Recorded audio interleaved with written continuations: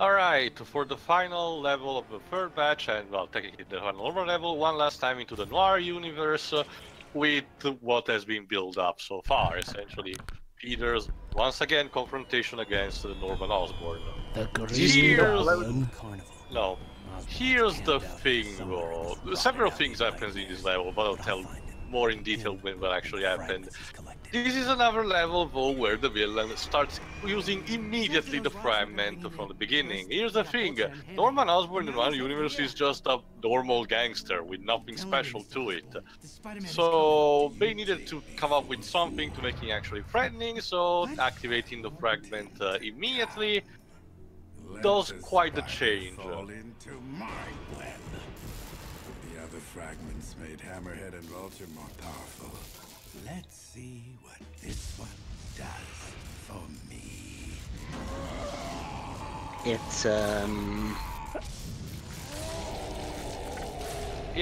They turned him into the ultimate version of Green Goblin, which I'm not sure I really like. A bit of backstory. The ultimate version of Green Goblin was when Norman Oscorp, head of Oscorp, was trying to replicate the super soldier formula used to make Captain America the guy who he is. Yeah, that's kind of the thing with the Ultimate Universe. If ever an experiment goes awry with a psycho serum or something, assume it's a failed attempt to replicate the super soldier serum. Heck, that's also what happened to Ultimate Hulk. Something that got incorporated into the MCU. Basically, yeah, that design is very hit and miss because essentially he's Hulk-like. I mean, granted he has better control over it than Bruce Banner, but all the same though, it's essentially a giant muscular Green Goblin Hulk. And then also, here... by the way, that's Jim Cummings, again, in case as the role of Norman. Where was the last time he voiced Norman? Don't remember. didn't when you mentioned the Goblin, didn't Mark Hamill voice the Goblin a couple of times? That's Hobgoblin you're thinking of. Yeah. It was also, a Goblin though. I got it. Anyway, here's how the stage works. Since we're in a fun fair, Luna Park and everything, Norman has kind of decided in his generosity to fire fireworks on a regular basis. This means that the entire stage periodically gets completely lit up inside one specific areas. So if you're out in the open trying to stealth enemies and the fireworks start appearing, you get spotted immediately. So you better watch out where you step. Is that how he fires his henchmen who failed him? They just he just straps them to a firework and. He's not completely the Joker, so thankfully not. No, here, the Noir version of Norman Osborn is much more methodical and thinker than anything. And also, yeah, he was savvy enough to actually have practically also a very major area of the carnival stuff with people that you had to rescue. It's actually kind of witty. A carnival which is completely lit up, and any other dark areas will be lit up by the constant work of fireworks, and there's plenty of hostages to rescue. And of course, henchmen all over the place, so you don't get managing to finish this level without getting spotted once. It's extremely difficult. And yet, despite all that, this is definitely one of my absolute favorite levels in the game because there's actual different set pieces with the rides, as you saw with the spinning bouts over there. It's like, well, it really is like a theme park, and, well, you get all the different means and whatnot to take out goons every now and then. Also the extended level of channel. I'll show them in detail later. Ah, yeah, the Easter eggs as well. Yeah, basically, since it's a freak show, there are some posters that allude to other Marvel characters, but we'll see them in time. For now, the technical details. The character Norman Osborn itself, because if I start talking about Green Goblin, it would be a fucking mess. The character Norman Osborn was created officially in 1964 by Stan Lee and Steve Ditko, once again, thinking on the line again of Spider-Man. In this case, it's pretty much the biggest arch-nemesis of Spider-Man. The basic conclusion you need to take from... If it wasn't for Stan Lee, Marvel would have turned out a completely different company, basically. The man had an amazing impact on that company as a whole. And a creative mind. Again, him and Jack Kirby actually worked so much in tandem on a lot of things. Heck, they are still technically the creators of Black Panther, you know, and let me tell you, something like Black Panther, a black superhero who actually beat the Fantastic Four, makes sense in context. Yes. Well, that was something well, to behold. To be fair, Fantasy World managed to get beaten by Namor even. A freaky fish guy. It makes a lot of sense to me. Well, to be fair, Tio, that was... Dr. Doom toots as he pleases. To be fair, Tio, that was back when Namor was actually a bigger threat. If there's one thing about Stanley that I love, for example, and explains why he created Black Panther, is that he was always willing to try different kinds of superheroes. Again, he created Incredible Hulk because he wanted to do something different. He created Spider-Man because he wanted to, for a change. Okay, let's have a superhero that teenagers could identify with. With Black Panther, I'm guessing, again, I don't know if he actually gave out the specifics of why he created Black Panther, but I'm assuming it was probably a similar sense. I'm guessing there were no... Well, recently there was a video uploaded which pretty much confirms that, yeah, it was to give representation. There you go, some of them. The Terrifying Man Lizard, basically Lizard, the Fattest Man, Kingpin, the Fantastic Stretchy Guy, whatever, which is Mr. Fantastic, Reed Richards. And the others I'm not really fond. Maybe the fish girl was Namor's wife, I think. I don't know. Anyway, but yeah, it's like you said, Pedro, again, one of the key words was having variety. Unlike the DC universe, which played it kind of more safe, despite the fact that the Silver Age was full of incredibly crazy things, the superheroes were more or less on the same level when it comes to personality and wacky hijinks. Marvel instead opted for more, well, for lack of a better term, diversity, appearance and personality-wise. Even back in the day. You're the best. You had well, originally during the Golden Age they were connected by obviously the war. You had Iron Man, which back in the day had his accident being a cause of World War II, and Captain America, which was the ultimate patriotic hero who punched Hitler in the face, and we already discussed about enough about that. The irony is that you get the point. The irony is that back then, Captain America didn't need to be frozen in ice because, well, it currently was World War II at the time. It made so much sense, and even the whole ice thing was just to have the character having a not soft reboot, but managing to get a continuity without having to extrapolate forcibly from another time period. It made actual sense what they decided to do with it. Yeah, Captain America's like the Iron only Man hero who needed that. We just changed his origin story normally. But it became, I think, the Cold War, then the Vietnam War, and then the Iraq War. Yeah. Basically, the mechanics is the same, but it changes just the setting.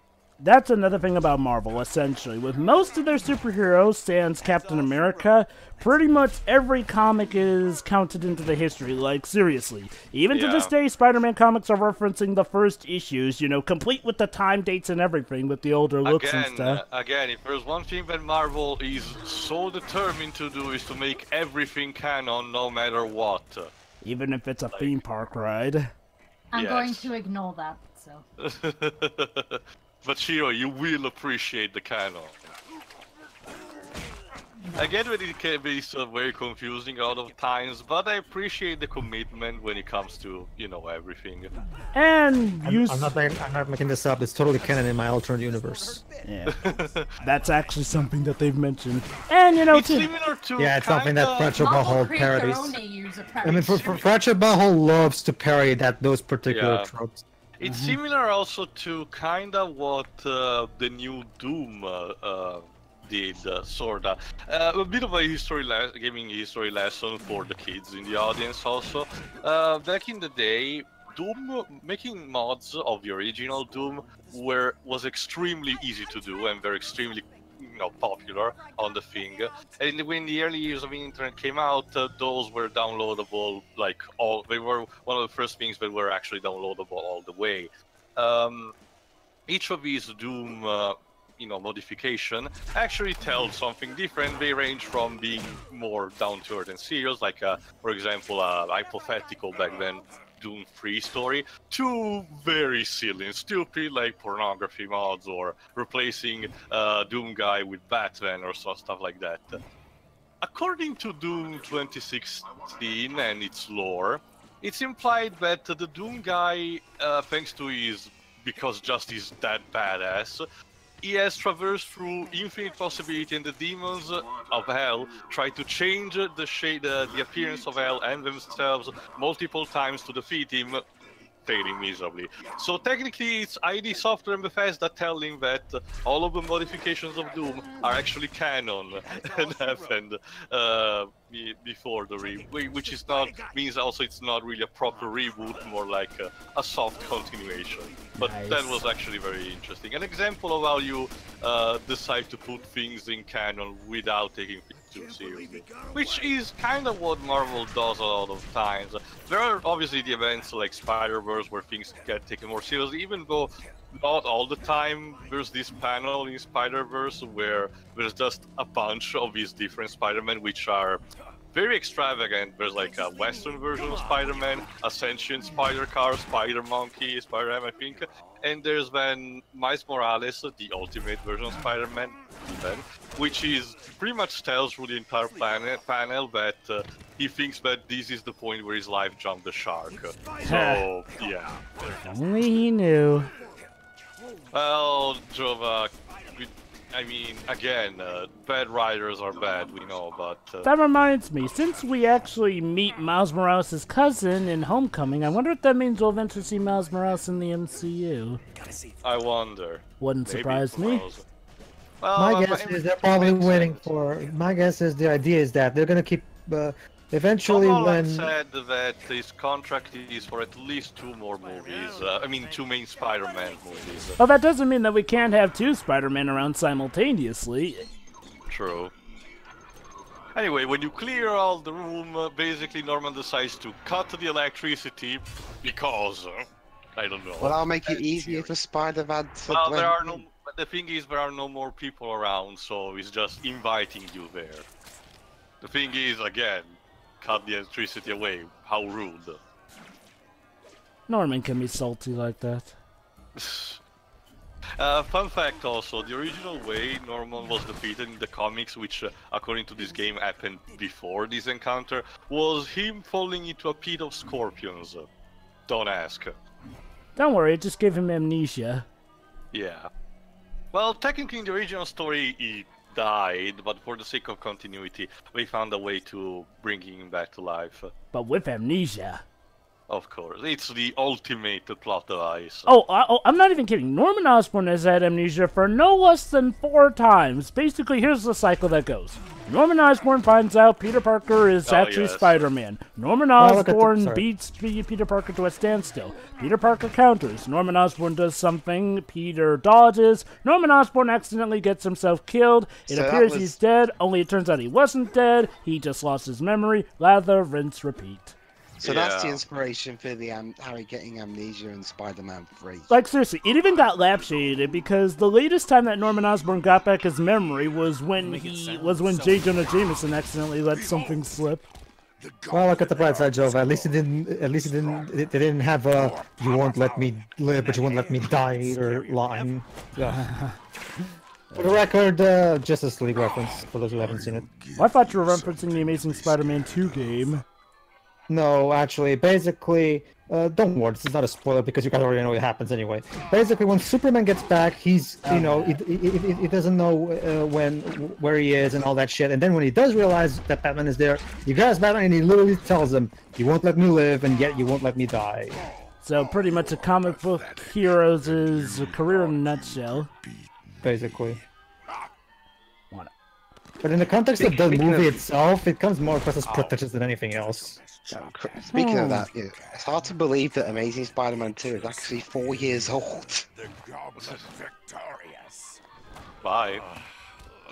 Basically, round But 1 Liz, was so- his, and we just need to progress, I guess. But Liz, aren't you so looking forward to the Venom movie? Because it looks so awesome, doesn't it? Again, I haven't. At this point, I'm just gonna wait until a trailer just happens to be in a film I see in the future. Wow, Dwibs is so scared of it, he's purposely avoiding the trailers. The big problem is that, again, that's not Venom. Why make a Venom movie where this is clearly not the Venom character? He's Venom by name, so I guess he's Venom. Oh. Well, from what I've heard, his appearance is fine. Oh, is something Also, wrong too? Sorry. No, yeah, that was a cut. That's exclamation. And also, yes, Shiro, you can actually use the ball and toss it on the henchmen to kill them. Huh. Charming. Fun. Well, time to clear house. But yeah, that's the thing with Norman Osborn. They recycled so much his plot lines, and I don't understand why they keep the characters, because they done everything with him at this point, and they literally mean everything. But now, no, we need him as Carnage with the Carnage team. The Red Goblin. Uh, I mean, Dan Slott has pleaded and promised that he's got something amazing for his magnum opus finale, so I'm just waiting to see. I just want him to leave and never return. Like, I think... Run away and... yeah, pretty much. I think they moved Dan Slott onto another comic book hero. Let me see. I forgot which one, but yeah, I think... you know what they should do? Put him back on She-Hulk. He was actually good with She-Hulk. Silly Jova, Marvel doesn't care anymore about She-Hulk for some reason. But Tio, they made her the Incredible Hulk stand-in until Incredible Hulk was brought back to life. And by that I mean they just made her bigger and turned gray instead, because of Civil War II. Yes. But don't you see, Jova? It's a reference to the original color of the Incredible Hulk. It's clever. Yeah, I mean, I go, it's not the first time they turned her gray, but no, this was supposedly a permanent condition because she was extra pissed off at her cousin dying. The last word Marvel should ever use for anything is permanent. I mean, Like, I was nothing is fine. permanent. I mean, I was fine with the original concept of bringing back the Grey Hulk, for the sake of having a different take on the character. But then they went completely ape shit by. Oh, okay, what kind of new Hulks can we come up with? I mean, Yeah, She-Hulk was no, good. Again, Pedro, it was more of a problem of turning every single supporting character around Bruce Banner into a different version of the Hulk. Yeah. Teach you. Uh-oh. Surprised did they? Sorry, go ahead. This looks like a PT section. Hey, again, remember, it goes in first person a lot of times with cutscene, and with our settings, it works like that. Also, that's gross speed. Also, I'm sorry, Mary Jane. There's a monster inside me. It's Sonny and Mensenab. It's Sonny and Mensenab because Mary Jane also got turned into a goblin in Ultimate Spider-Man. Of course. That was during the Ultimate Clone Saga. Basically, in case you haven't Because noticed... that poor woman can catch a fucking break.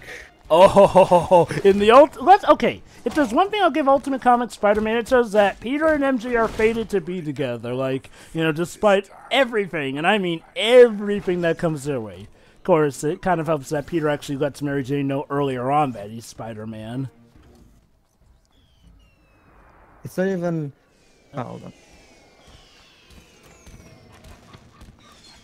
Basically, no, we're getting another room to clean, basically. Only that this time, some of the fences are electrified, so we kind of need to deactivate the electricity. Oh, how nice.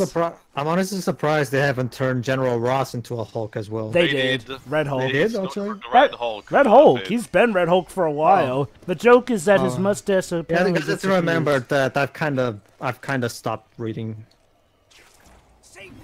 But whatever, the point is, again, Years. I haven't read a comic book in years, basically. The point is, again, the General Ross has become the Red Hulk.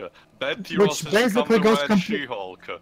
Which again, what's even the point of turning the General into a fucking Hulk since he fucking hates the Hulk? Funny That's the story, irony. apparently he volunteered for the sake of actually taking him down personally. Maybe. So basically, General Ross is a fucking hypocrite. To be fair, in context, it was because he thought that Hulk killed his daughter Betty, who was believed to be dead at the time. Which again turned out later on to be the Red She-Hulk. Then we turned Rick Jones into a different version of Abomination. It's like... Now we're in business. I get that you want variety and everything, but there are other ways. Marvel, well, not just Marvel, the DC as well. Like comic book writers tend to forget that simplicity can be a good thing. That's the problem. I mean, okay. The idea of having other people become Hulks, I don't have an inherent problem with that. I'm of the belief that any idea can work with the proper execution, no matter how stupid it sounds. Of course, when I say execution, I also mean having the common sense to not make it permanent in some cases, like one more day. not just that, Jova. Again, in a lot of for that case, only people around Bruce Banner, it became a fucking meme at some point, basically. And then regular and moronic it became. I mean, if everybody becomes a Hulk, then what the hell makes Bruce so special?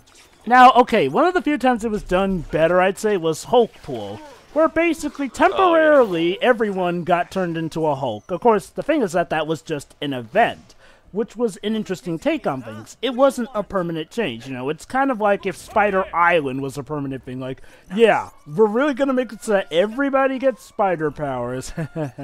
I mean, yeah, that sort of stuff is just one of the mill. I'll help you find Osborn. Oh, wow, these civilians are pretty helpful. And again, James Arnold Taylor. Again, so many recycled voice lines. Funny because James Arnold Taylor will get to go on to voice surprisingly enough, for the Noir universe, it actually works. Believe it or not, it's an interesting, strange case. In the Noir universe, the X-Men not only actually get some respect, but they actually are, you know, they held a nightclub. Don't ask. Yeah, you know, I mean, the Noir universe is actually pretty tight. I mean, civilians are more respectful. It worked in a sense, Jova, that it was mostly conceived as a one-shot alternate universe. It had a bunch of stories, but that was literally it. It wasn't supposed to be like a big alternate thing going around the same time, which in turn favored for more simple and effective contained stories.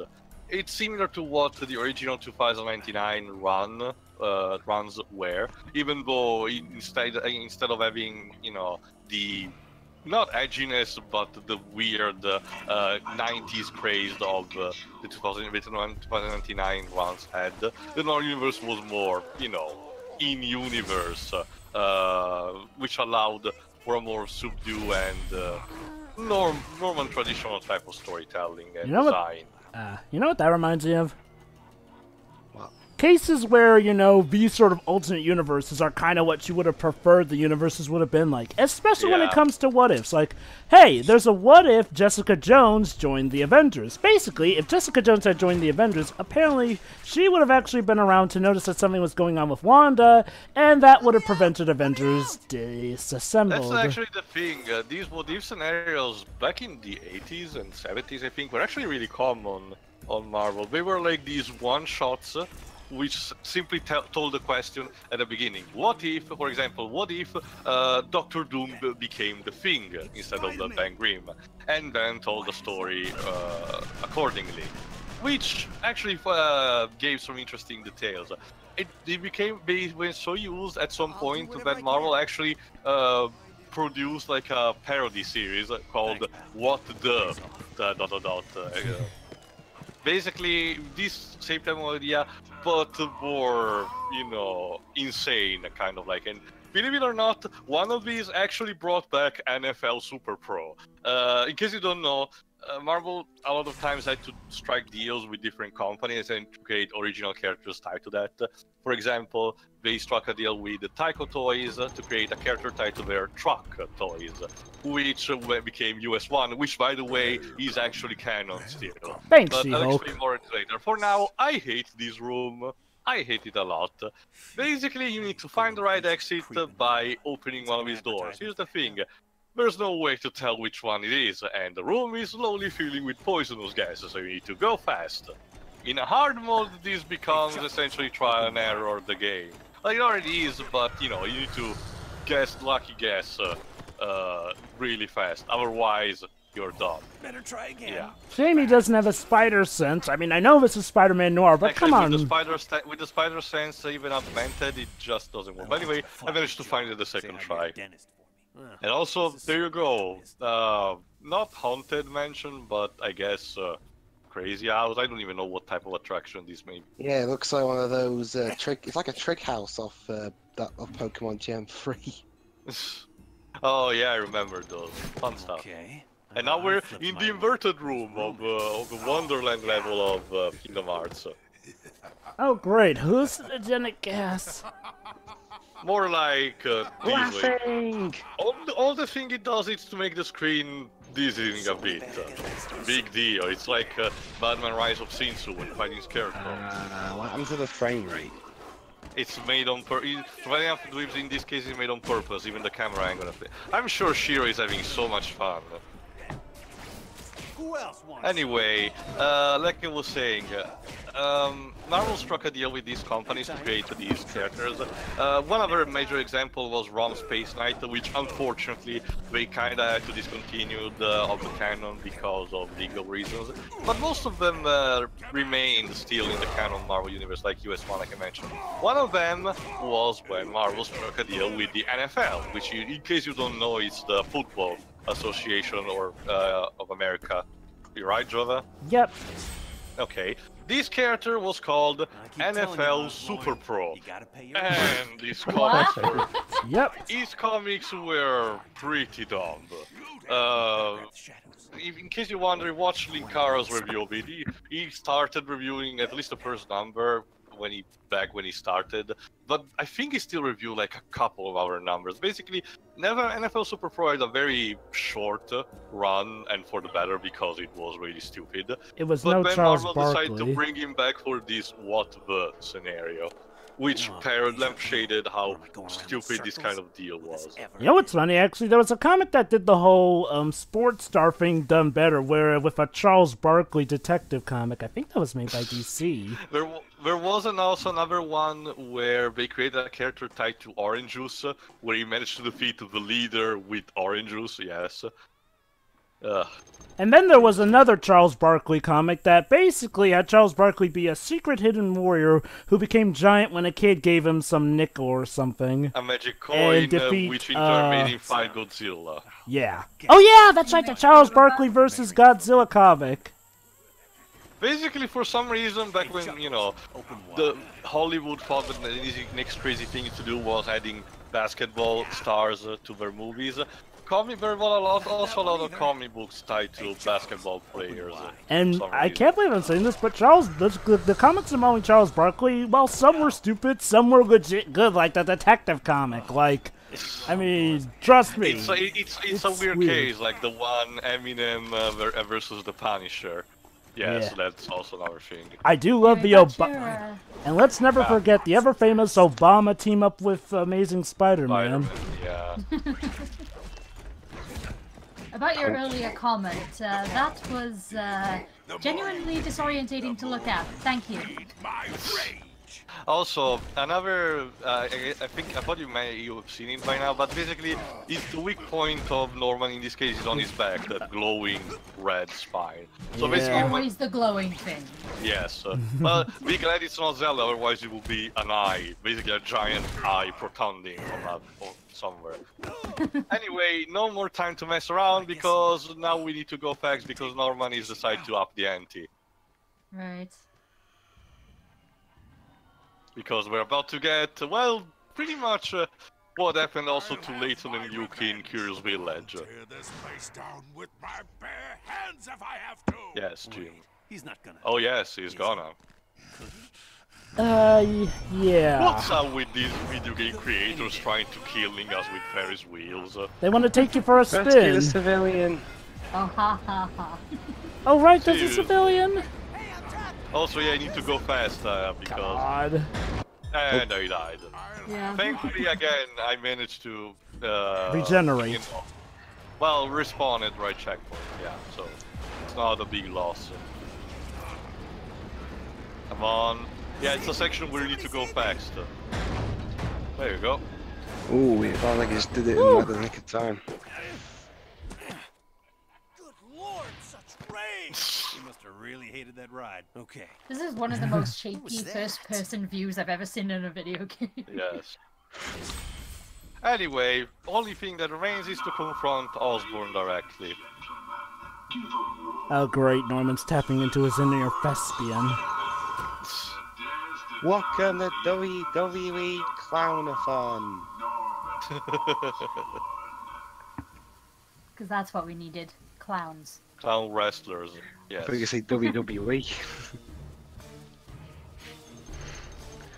So yeah, just for the sake of having a battle, we're directing to the circus tent, which actually brings more interesting things to toying around with Norman. Yep. The first phase is actually really easy. Do not attack him directly because he does that. Not really. You need to bait him to attack, then waiting for him to be on the ground, and then start hitting his glowing spot on the back. Easy enough. Again, Spider-Man Noir is not suited mostly for combat, so it makes sense for a boss fight like this even to be relatively easy and play more on the acrobatic skills rather than just being pure full frontal. And it helps that we're in a circus too for someone as acrobatic as Spidey. Oh yeah, that's another thing. It's gonna happen in a second, but basically, periodically, for some reason, just like Spider-Man kind of predicted, the light will go away like that.